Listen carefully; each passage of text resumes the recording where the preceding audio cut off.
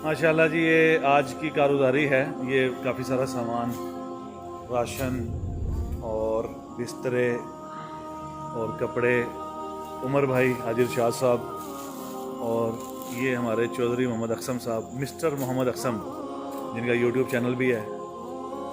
ये चौधरी मोहम्मद हसीब साहब, और बहुत सारी अद्वियात, मेडिसन अल्हम्दुलिल्लाह बहुत ज़्यादा ली गई हैं।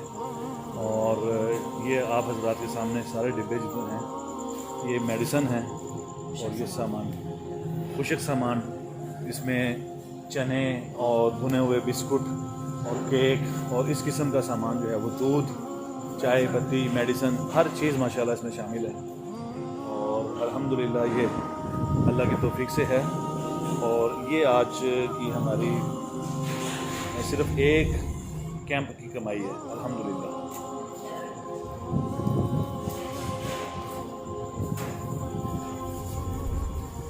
अकसम भाई अल्हम्दुलिल्लाह माशाल्लाह जी, आपकी तौफीक से काफी बंदों ने काम किया है। अल्लाह पाक इनका अजर करे। जज़ाकल्लाह।